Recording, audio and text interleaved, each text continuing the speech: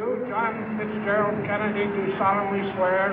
I, John Fitzgerald Kennedy, do solemnly swear.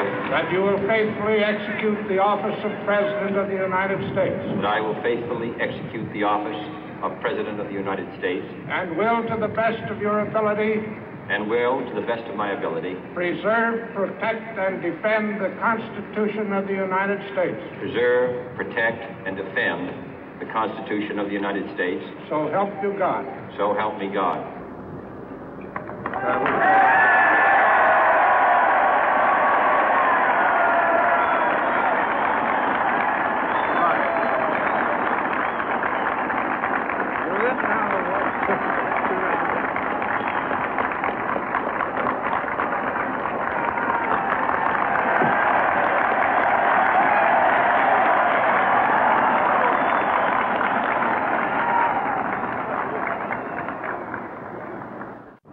Vice President Johnson, Mr. Speaker, Mr. Chief Justice, President Eisenhower, Vice President Nixon, President Truman, Reverend clergy, fellow citizens.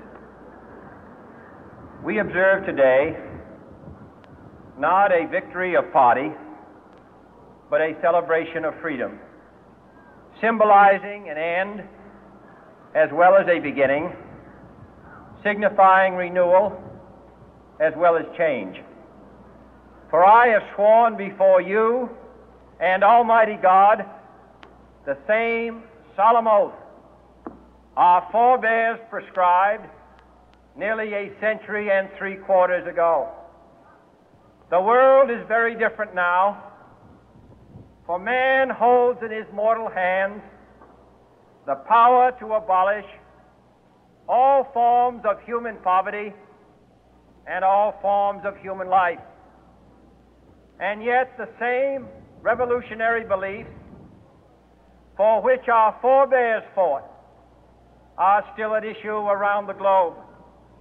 The belief that the rights of man come not from the generosity of the state, but from the hand of God. We dare not forget today that we are the heirs of that first revolution. Let the word go forth from this time and place to friend and foe alike that the torch has been passed to a new generation of Americans born in this century, tempered by war, disciplined by a hard and bitter peace, proud of our ancient heritage, and unwilling to witness or permit the slow undoing of those human rights to which this nation has always been committed and to which we are committed today at home and around the world.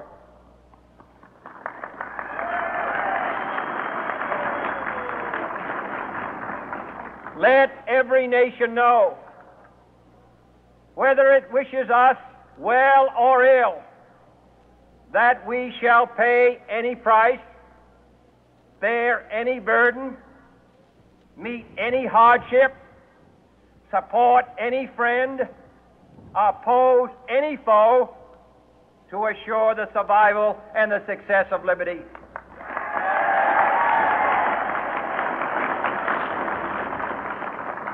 This much we pledge and more. To those old allies whose cultural and spiritual origins we share, we pledge the loyalty of faithful friends. United, there is little we cannot do in a host of cooperative ventures. Divided, there is little we can do, for we dare not meet a powerful challenge at odds and split asunder. To those new states whom we welcome to the ranks of the free, we pledge our word that one form of colonial control shall not have passed away merely to be replaced by a far more iron tyranny.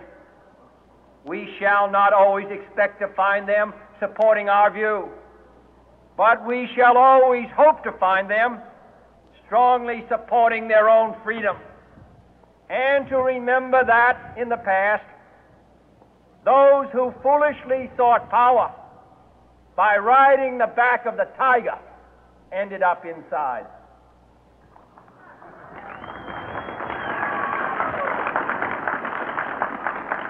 To those people in the huts and villages of half the globe struggling to break the bonds of mass misery, we pledge our best efforts to help them help themselves for whatever period is required, not because the communists may be doing it, not because we seek their votes, but because it is right.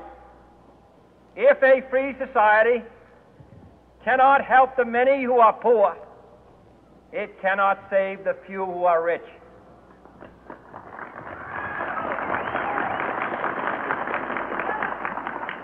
To our sister republics south of our border, we offer a special pledge to convert our good words into good deeds, in a new alliance for progress, to assist free men and free governments in casting off the chains of poverty. But this peaceful revolution of hope cannot become the prey of hostile powers. Let all our neighbors know that we shall join with them to oppose aggression or subversion anywhere in the Americas. And let every other power know that this hemisphere intends to remain the master of its own house.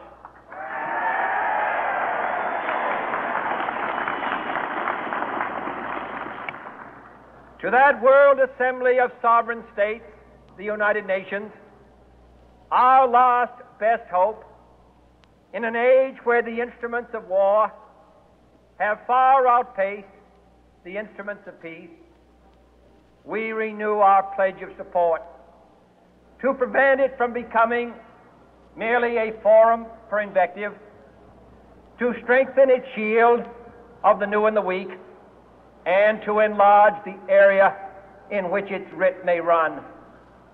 Finally, to those nations who would make themselves our adversary, we offer not a pledge, but a request that both sides begin anew the quest for peace. Before the dark powers of destruction, unleashed by science, engulf all humanity in planned or accidental self-destruction, we dare not tempt them with weakness, for only when our arms are sufficient beyond doubt can we be certain beyond doubt that they will never be employed.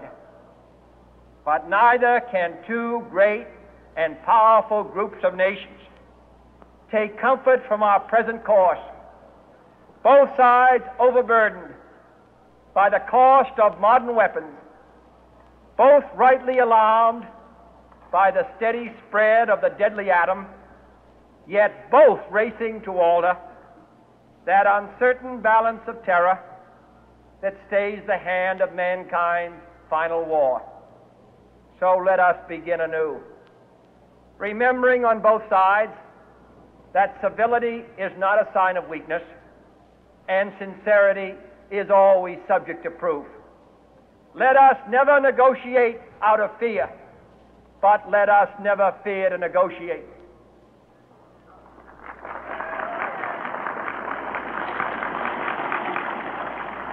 Let both sides explore what problems unite us, instead of belaboring those problems which divide us.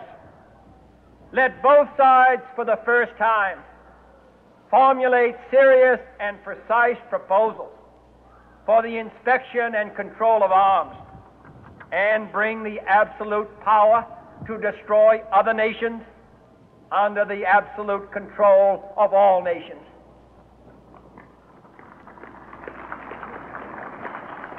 Let both sides seek to invoke the wonders of science instead of its terrors. Together, let us explore the stars, conquer the deserts, eradicate disease, tap the ocean depth, and encourage the arts and commerce. Let both sides unite to heed in all corners of the earth the command of Isaiah to undo the heavy burden and let the oppressed go free. And if a beachhead of cooperation may push back the jungle of suspicion, let both sides join in creating a new endeavor, not a new balance of power, but a new world of law, where the strong are just and the weak secure and the peace preserved. All this will not be finished in the first 100 days, nor will it be finished in the first 1,000 days, nor in the life of this administration, nor even perhaps in our lifetime on this planet. But let us begin.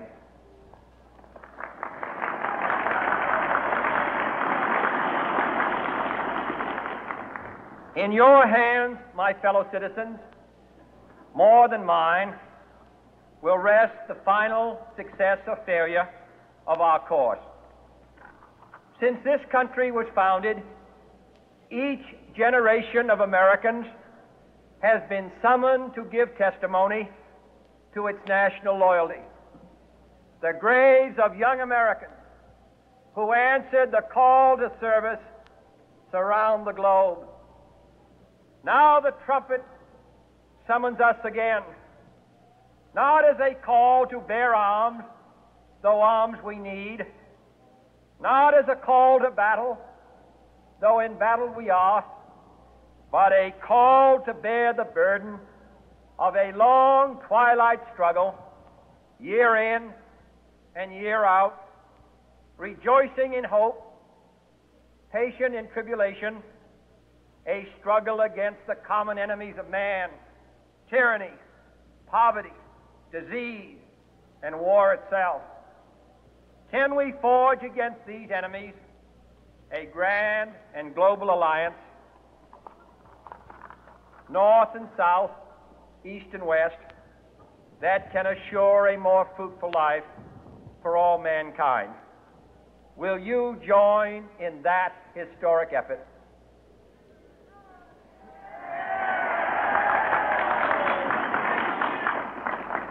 In the long history of the world, only a few generations have been granted the role of defending freedom in its hour of maximum danger.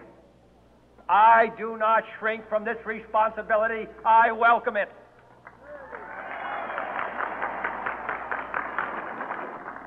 I do not believe that any of us would exchange places with any other people or any other generation. The energy, the faith, the devotion which we bring to this endeavor will light our country and all who serve it. And the glow from that fire can truly light the world. And so, my fellow Americans, ask not what your country can do for you, ask what you can do for your country.